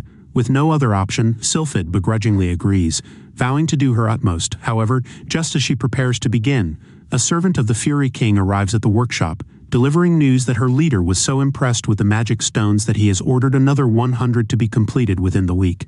Later, as Uchimura attempts to relax in his office, Alulu enters with tea and commends the general for securing an order of 300 rosemarins so swiftly. Curious, she asks about the value of one of these magical stones, and Uchimura informs her that each is worth 500,000 G, thus the total worth of 300 stones amounts to 150 million G. Impressed, the elderly woman wonders how the human managed to secure such a favorable deal. Uchimura explains that he employed a psychological tactic known as the anchoring effect. People often rely heavily on initial information when making judgments, and since magical devices are still a relatively unexplored market, their value remains highly subjective, allowing the seller to set a price they deem appropriate. If someone purchases it, all the better for them. Uchimura reveals that he intentionally presented the king with silver items to provoke his anger. A person of the king's stature understands that those items were of considerable value. By destroying them on the spot, he communicated a subtle message. Any subsequent offering from Uchimura must be of immeasurable worth. This sent a clear signal to the monarch's mind, reinforcing the notion that the rosemarin was indeed an exceptionally rare and valuable find. Alulu is pleased with the strategy devised by the man and reassures him that he will be able to fulfill the stone order. Just then, the servant of the Fury King enters the office, announcing that another 100 rosemarin have been ordered. Uchimura can already foresee the scientist's frustration when she learns the direction this is taking. Indeed, when he discusses this with Sylphid, she crosses her arms in clear disapproval. Rather than complaining, however, she instructs that additional workers be brought in to ramp up production. After a period of intense labor, the first batch of 200 stones is successfully dispatched, and the workers, seeing the tangible results of their efforts, are now even more driven to continue their work. After another period, a fresh batch of 200 stones has been produced for the Land of Gold. Uchimura takes a moment to reflect on the process in his office. As he considers the situation, he realizes that once the magical power of the rosemarin is depleted, it must be replaced, indicating that this will be a product in constant demand, as the King of Fury is certain to order more batches. With this in mind, the general gives a sly smile, acknowledging to himself that everything is unfolding precisely as planned. Amidst this, the man's mind drifts to the bar that exists in the realm of his imagination. Inside, he revels in his success with an array of food and drinks. His joy is so immense that he wishes for the bar owner to join him in this moment of celebration. With polite enthusiasm, the boss eagerly requests a Scotch whiskey on the rocks. But just as Uchimura is about to take a sip after making a toast, his glass inexplicably cracks, and he is suddenly jolted back into the real world. There, Alulu urgently informs him of a major issue. The entire rosemarin order has been cancelled. Without hesitation, Uchimura rushes to uncover the cause, meeting with the servant of the King of Fury. She expresses her regret over the situation and explains that she discovered another merchant offering the same product at half the price. Later, Alulu must handle a craftsman who had already ordered a large quantity of raw materials for the next batch, but is now left in a difficult position due to the unexpected cancellation. Meanwhile, within a section of the castle, a group of demi-humans is baffled by the delay in the arrival of their bows and arrows. One of them deduces that an issue occurred with the transaction, and currently there are insufficient funds. As a result, the soldiers will have to make do with training using outdated weapons. Outraged, the others demand to know what sort of trouble the novice general has caused this time, speculating that the demons are likely spending the army's resources on the production of rosemarin. The demi-humans, it seems, are bearing the brunt of the financial strain, seeing their budget slashed even further. However, Gome urges his comrades to view the situation more calmly, noting that it appears business is challenging for everyone in the castle. Rumors have been circulating throughout the city, and the people are discussing the turmoil within the kingdom. The traditional means of acquiring gold no longer yield results, and some are even forced to negotiate with Gimu, which has significantly impacted trade with other nations. Staring at the paperwork for the cancelled order before him, Uchimura wonders where he went wrong. The weight of guilt brings him back to painful memories of being humiliated by his colleagues. This overwhelming feeling spurs him into action. He then reports to the Demon Lord, fully accepting responsibility for the failures. However, the Lord imparts a valuable lesson, explaining that no one can shoulder everything alone. We are all prone to mistakes at any given moment. What truly matters is not the error itself, but rather the steps one is willing to take to make amends. Relieved and determined to redeem himself, Uchimura exits the meeting, resolving to apologize to the military leaders. By chance, he crosses paths with Jien. When he offers his apologies, the demi-human appears indifferent, turning her back on him and dismissing his words, telling him to simply let it go. Next, he heads to Sylphid to do the same, but the scientist seizes the opportunity presented by the cancelled orders to return to her reading. She expresses a clear disinterest in any further complications and prefers to focus on her book, assuring Uchimura that he need not worry. As he walks down the corridor, pondering to whom he should next offer his apology, he is suddenly captured and shoved into a sack. In a panic, he struggles free and sticks his head out, gasping for air. To his surprise, he finds himself outside the castle, where General Olmandra is cooking meat to share with a comrade. Surprised, Uchimura asks if she's attempting to comfort him in some way. She is too embarrassed to be completely candid, but admits that he has been a great help to her recently. Sensing the mood is right, the demoness asks if she can sit closer to the human, and he grants her this request. However, just as she moves closer, Ululu arrives with some fruit to join the feast. Olmandra is irked by the disruption, but she hides her frustration, pretending to have no ulterior motives as she greets Ululu warmly. After everyone has eaten, the girls settle down for a nap. Uchimura covers them with sheets and silently thanks the heavens for such good friends. Additionally, Uchimura reflects on the Demon Lord's words. Ultimately, what truly matters is how one responds after making a mistake. Resolute, he promises to make things right. Meanwhile, in the Kingdom of Fury, the nation's supreme leader expresses gratitude to the merchant Butagarian for offering such a high-quality product at such a low price. The humanoid pig vows to do everything in his power to satisfy the sovereign of the Land of Gold. Curiously, the king inquires about the method the merchant used to acquire these products. Butagarian simply responds that the matter is highly confidential. Now that Denosuke has accepted the situation, he devises countermeasures. His first priority is uncovering how counterfeit rosmarines infiltrated the market. Given that the counterfeits surfaced in under a month, it defies logic. Reverse engineering rosmarines should take far longer. The only plausible explanation is that someone illicitly sold those acquired from the demon army. The army had distributed them only to regions plagued by severe monster attacks, where people wouldn't gamble their safety for profit. Suddenly, Olmandra storms into Denosuke's office, reporting that the rosmarines within the kingdom are ineffective. Now, he faces a greater crisis. He and Olmandra rush to a village that raised the alarm, only to find it devastated by magical beasts. Neither the village chief nor Denosuke can fathom the failure. Rosmarines are supposed to repel all magical creatures, but as Denosuke digs into the ground to inspect them, he uncovers a dire revelation. They're missing. He and the others inspect every hidden rosmarine site, only to confirm every single one is missing. This convinces Denosuke that theft is at play, but he needs proof before acting. He enlists old Olmandra to chart all villages reporting missing rosmarines. After strategizing, Denosuke and Olmandra set out late at night to investigate. Olmandra questions why they're in this village, as no complaints have been filed. Just then, Denosuke spots movement in the field and signals her to stay silent as they conceal themselves behind a tree. They watch as two figures scurry around before unearthing a rosmarine. As the thieves attempt to flee, Denosuke and Olmandra intercept them. His suspicion is confirmed. This explains why the counterfeits maintain the same quality yet sold at absurdly low prices. Someone is orchestrating theft, replacing the originals with fakes and selling them cheaply while still reaping massive profits. Denosuke demands to know their employer, but the thieves stay silent. One lunges at him, claws bared, but Olmandra intercepts, knocking them out. The second assailant targets her, but is swiftly subdued. Realizing their defeat, they attempt to flee. Olmandra moves to pursue, but Denosuke stops her. There's no need. The rosmarines they stole are, figuratively, bombs.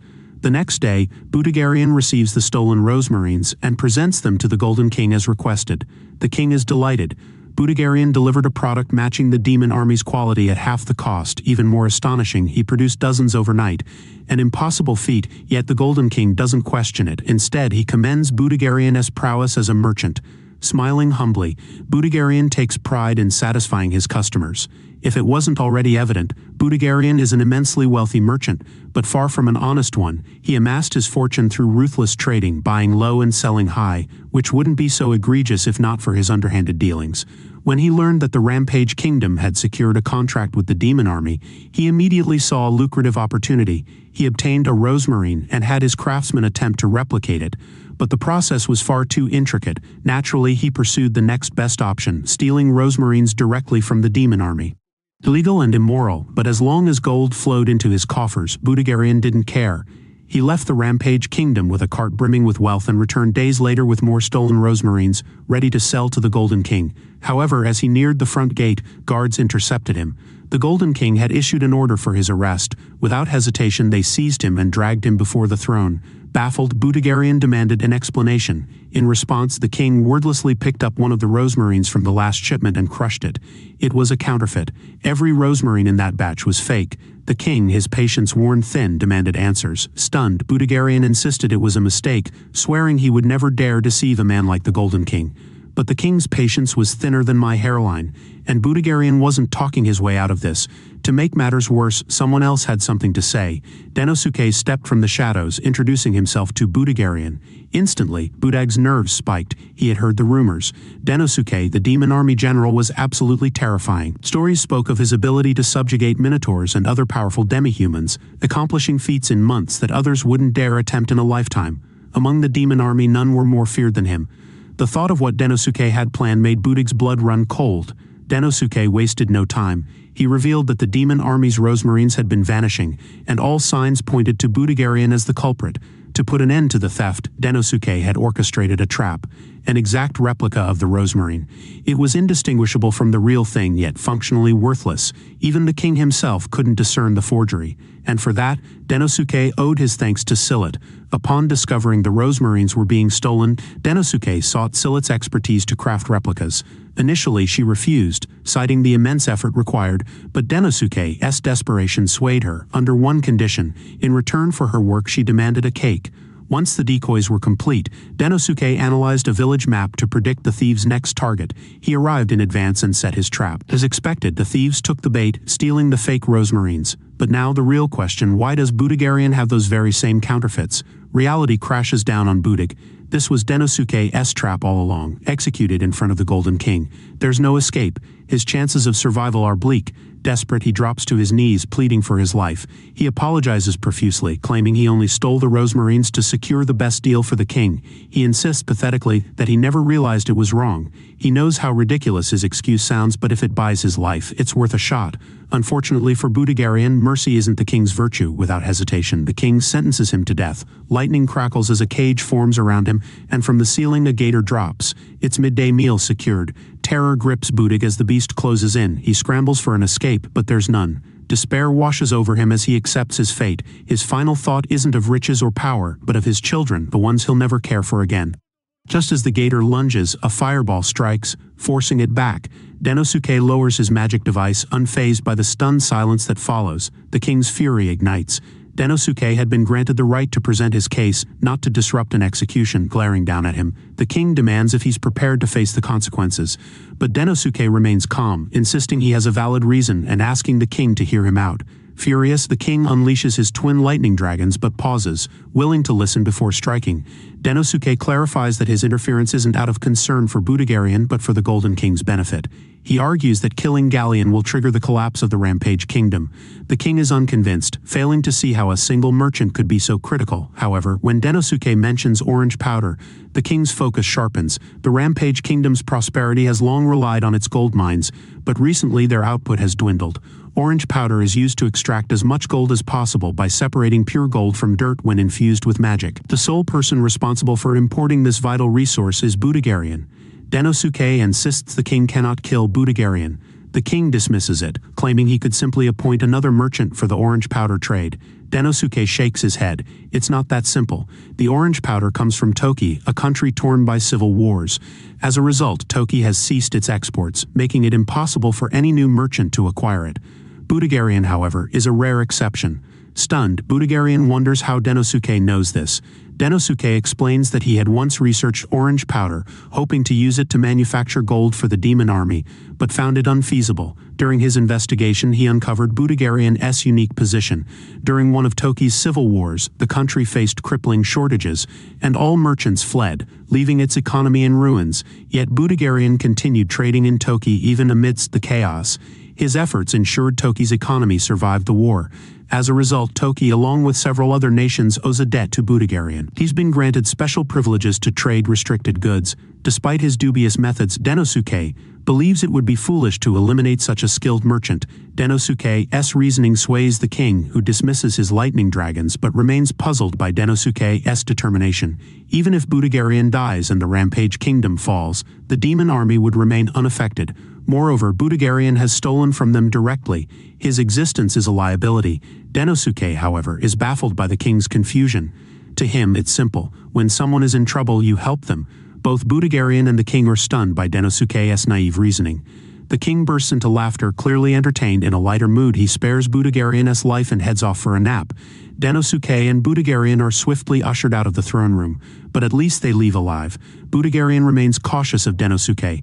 No ordinary man could make the king laugh so hard, so he assumes this was all part of Denosuke's cunning plan. In truth, Denosuke is trembling, his legs weak and unsteady. He needs help to walk, and Budagarian offers his assistance as they make their way to the exit.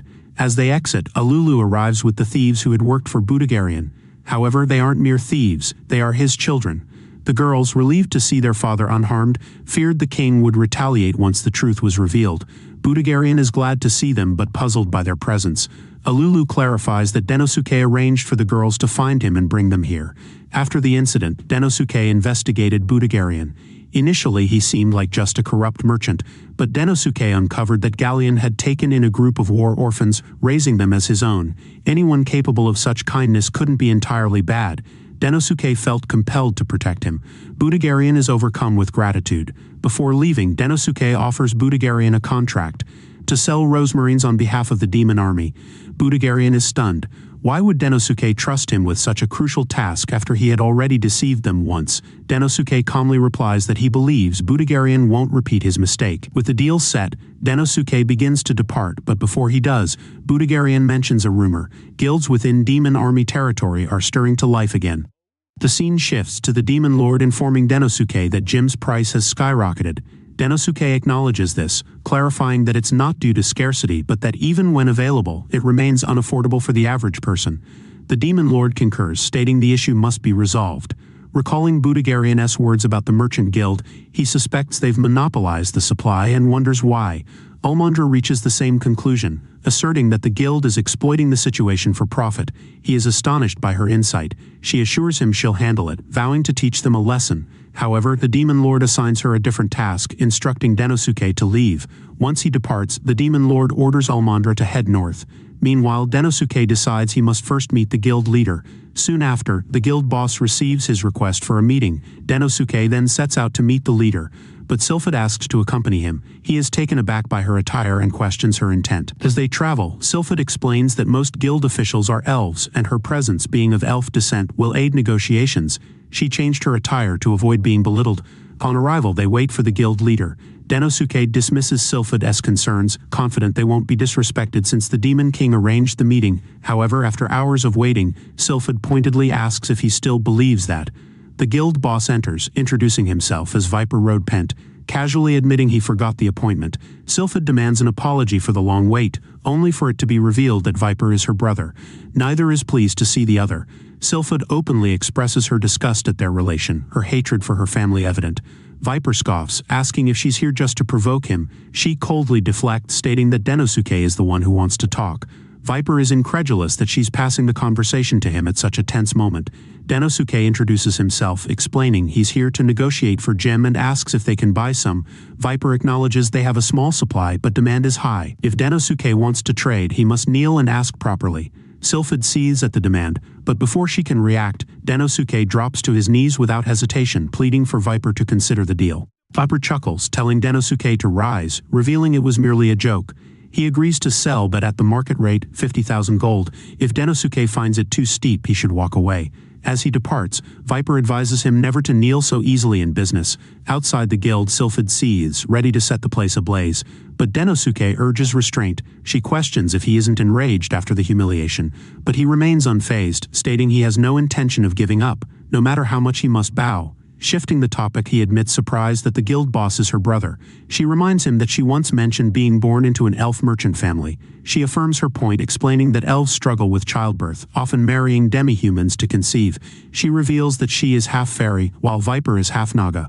Most hybrid children inherit traits from the other race, leading to corruption within their lineage. She recounts how individuals with vile intentions infiltrated their family, ultimately burning down the elf village and selling their displaced kin for profit. Disgusted by such depravity, she abandoned her home, vowing never to associate with them again. However, she refuses to ignore their continued misdeeds. Denosuke sympathizes but hopes she didn't escalate things with Viper before negotiations. She acknowledges her misstep and apologizes. As they leave, Sylphid asks about his next move since buying from them is out of the question. Suddenly, a young guild worker intercepts them, pleading for help to escape the Rodepent family. Introducing herself as Nia, she reveals she was forced into servitude and offers to expose their crimes. Denosuke eyes the girl, agreeing to help since she's cute. Noting her tattered attire, he insists on getting her better clothes. After buying her a charming outfit, he admires how well it suits her. Sylphid, unimpressed, labels him a lecher and pities Omandra. He then asks if she truly wants to escape the guild. When she confirms, he agrees to assist. Later, Nia reveals she was taken from her parents and forced into labor alongside others working unpaid under the boss. Denosuke presses for more details. She shares that rumors of an impending disaster and food shortage are circulating, but their guild manufactured lies to drive up GY prices. The guild has already hoarded massive supplies, planning to sell at inflated rates for immense profit. Denosuke questions if anyone in the guild opposes this scheme. Nia reveals that most executives belong to the Rodepent family, while the rest have been bought off. Realizing the guild is now merely a tool for the Rodepent family, Denosuke finds it intolerable for a single group to manipulate national interests. Action is necessary, but without solid proof, punishment is impossible. Sylphid suggests a direct assault, but Denosuke insists on a lawful approach. He declares they will counter Viper using their authority as the Big Four of the demon army, just as Viper wields his power as a merchant. Days later, they arrive at the guild at dawn, announcing a surprise investigation. Denosuke is confident they will uncover damning evidence, yet Viper remains unfazed, granting him free rein. Ignoring a guild worker's attempts to stall them, Denosuke and Sylphid head straight for the GY warehouse. On the way, Denosuke recalls that the guild recently purchased vast amounts of GY from several villages. Certain they couldn't have hidden it all so quickly, he opens the warehouse, only to find it empty. Viper and the executives smirk, asking if he found what he was looking for. Denosuke spots drag marks on the ground, proof that the GY was once stored there. Noticing the executives gathered so early, he suspects they were tipped off and prepared in advance. He demands to know where the GY is, reminding Viper that he claimed to have some in stock days ago. Viper casually responds that he found a buyer and has none left. Mocking them, he declares they've been utterly deceived. Denosuke realizes he's lost this round. In his office, Denosuke contemplates his next move. He found neither the goods nor discrepancies in the ledger. Suspecting tampering, he examined the records thoroughly but found no evidence. He wonders if a second set of books exists. Sylphid suggests they may have bypassed the guild entirely, conducting transactions under the Rodepent family's name. Denosuke finds this plausible. They likely deceived vendors into believing they were selling to the guild when in reality the family was stockpiling GY. He is convinced but remains powerless without proof, still uncertain where the GY is hidden. Sylphid concurs but shifts focus to another issue. She asserts they have a traitor in their ranks, and confidently states that Denosuke already knows who it is. At the guild, Viper praises Nia for being an exceptional spy, acknowledging her efforts. This time he grants her his approval. Seizing the moment, Nia cautiously asks where the GY is. Annoyed by her question, Viper approaches menacingly, only to ruffle her hair instead of striking her. Deciding to reward her, he reveals that the GY is being transported in carriages along the border. Moving goods is their specialty, making the operation seamless. The shipment will return in 2 to 3 days. He then warns her against any betrayal. Her parents are part of this family, and if anything happens to him, they won't walk away unscathed. Nia wanders through town questioning why she was born into such a cursed lineage. She despises being part of the lowest branch of the Rodepent family.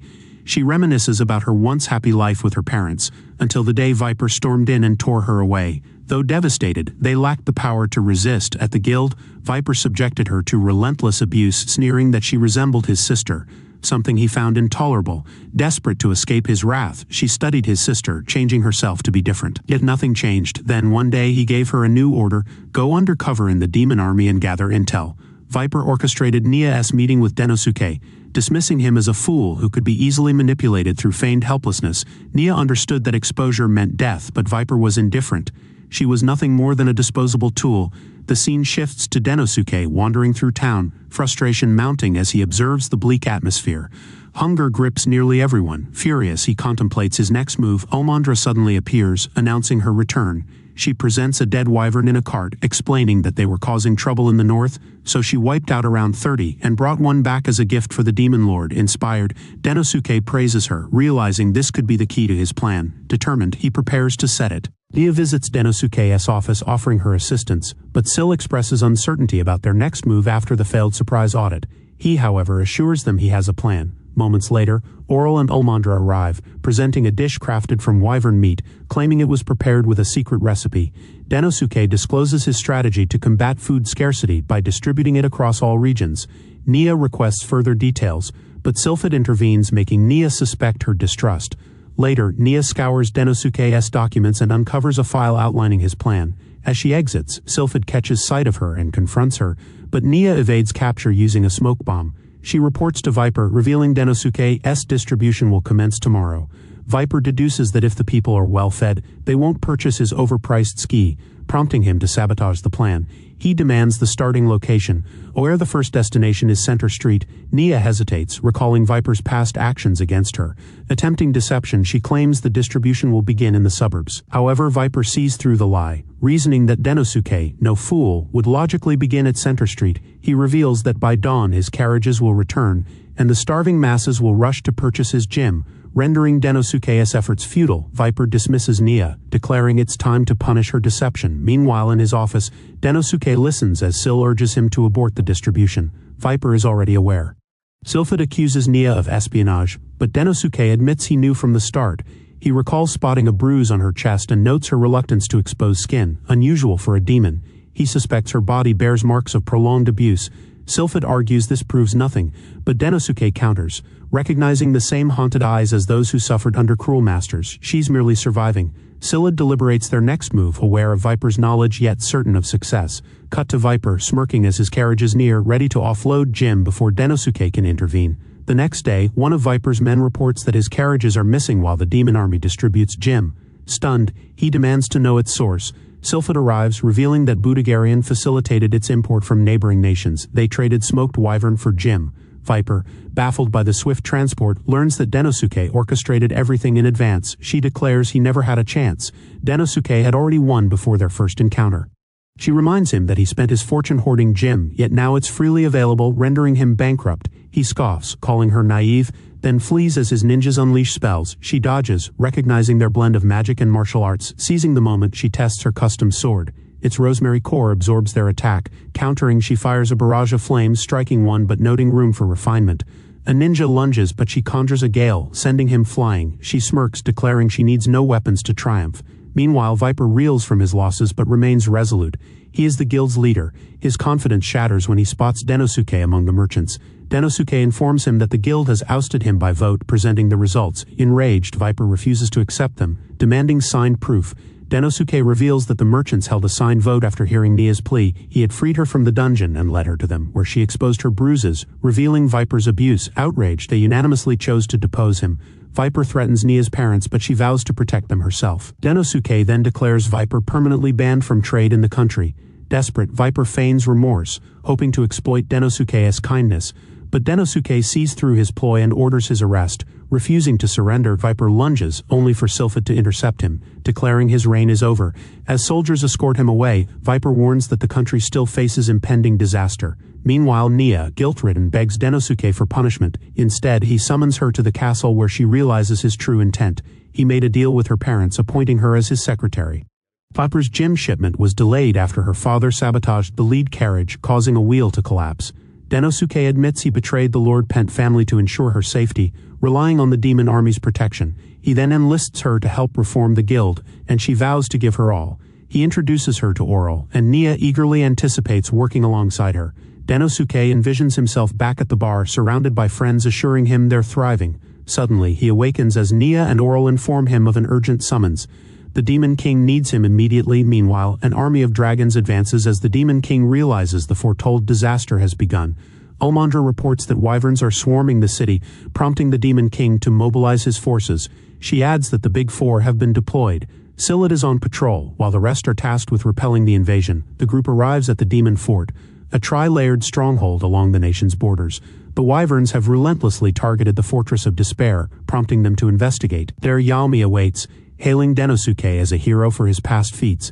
Ulmandra, however, dismisses him as a feeble weakling, igniting a heated exchange, until alarm bells sound, signaling an incoming wyvern assault.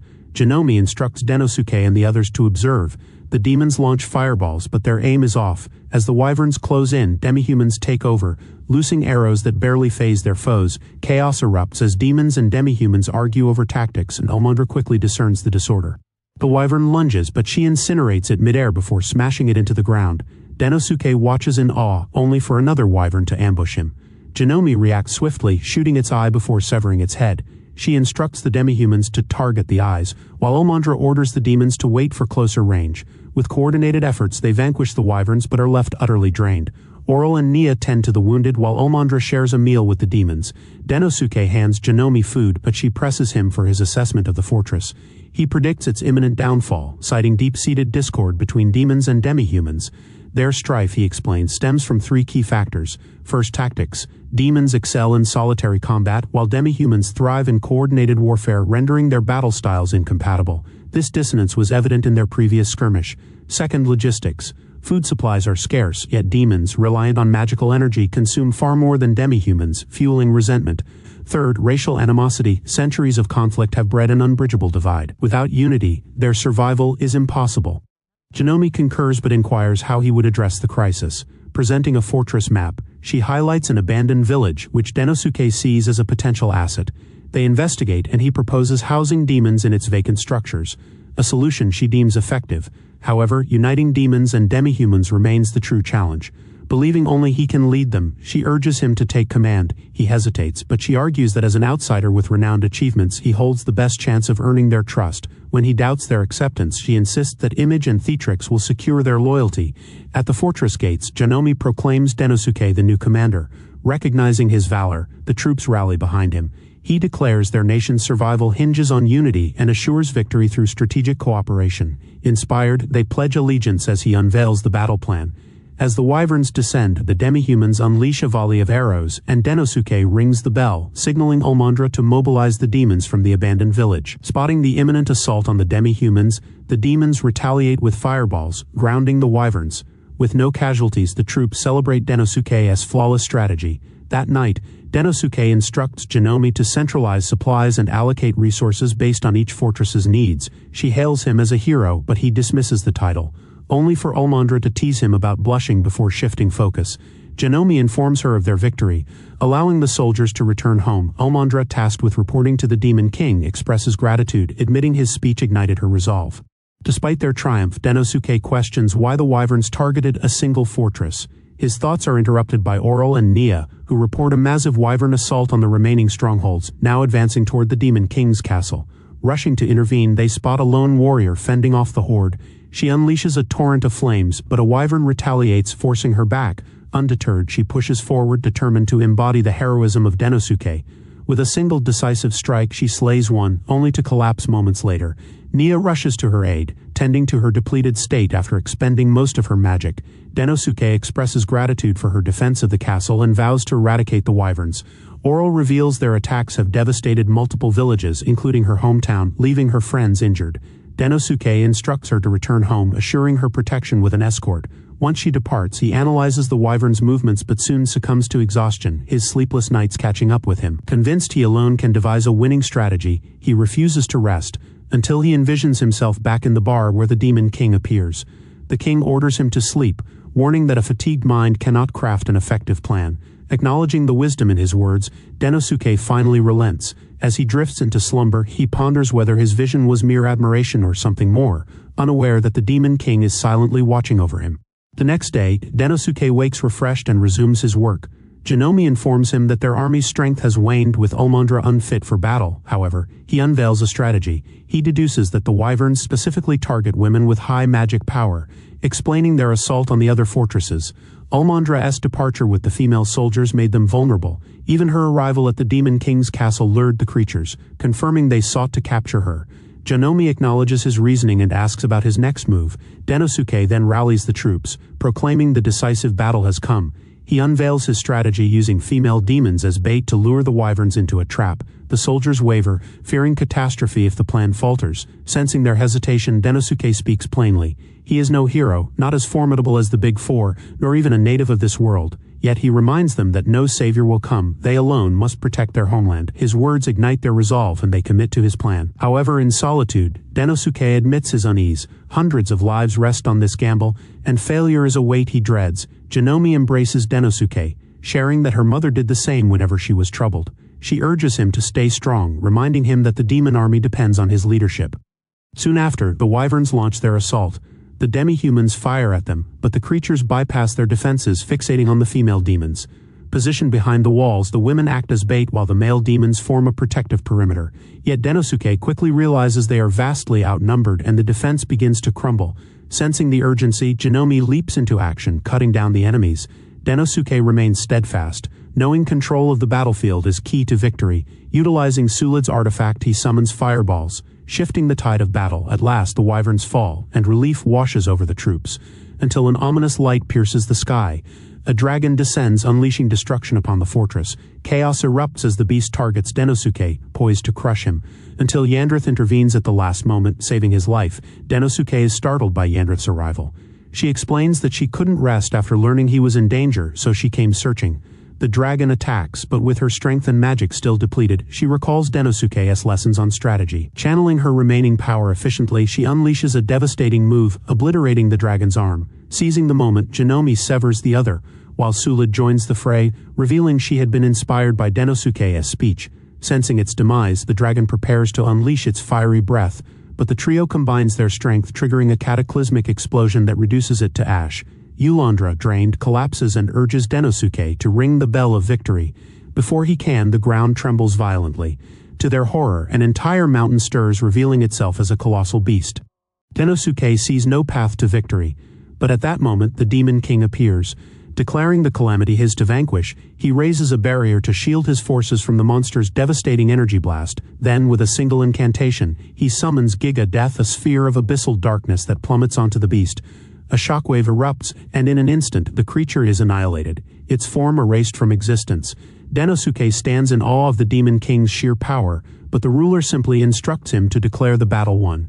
As Denosuke announces their victory, the battlefield erupts in joyous celebration. Janome extends an invitation for him to join the demi-humans, eager to have him on their side. But Ulandra vehemently objects, even going so far as to choke him in protest. Later, the Demon King convenes the Big Four, bestowing rewards for their efforts in averting disaster. Turning to Denosuke, he commends his leadership but requests a private audience.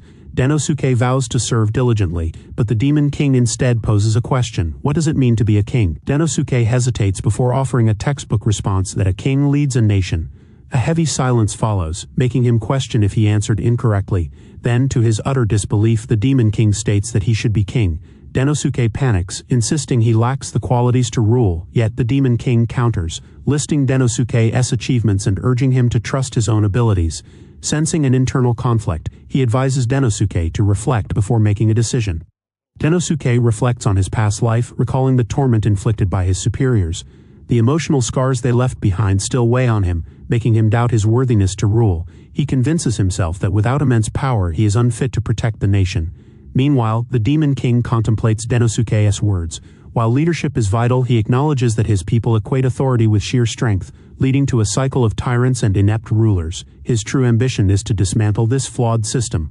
Placing Denosuke on the throne is a crucial step toward that goal. Despite Denosuke's self-doubt, the Demon King remains certain of his potential. Elsewhere, Denosuke berates himself for his cowardice, realizing he has always shied away from risk. He recalls that upon his arrival in this world, the Demon King had offered him a way back. Now he resolves to quit, believing himself undeserving of the crown. As he prepares to relinquish his position to ORL, he stumbles upon a letter from the Chemo's store owners. They express gratitude for his help, share their prosperity, and warmly invite him to visit again. As Denosuke reads the letter, he acknowledges unfinished business before his departure. Memories resurface his assignment abroad, the heartache of farewells. Meanwhile, ORL and Nia uncover his intent to resign and promptly inform Omandra. While drafting his resignation, Denosuke envisions himself back at the bar, reflecting on his time as a member of the Big Four. He recalls the camaraderie, the extraordinary colleagues, and the best leader he could have asked for. Yet despite it being the ideal workplace, he convinces himself that he lacks the strength to stand among them.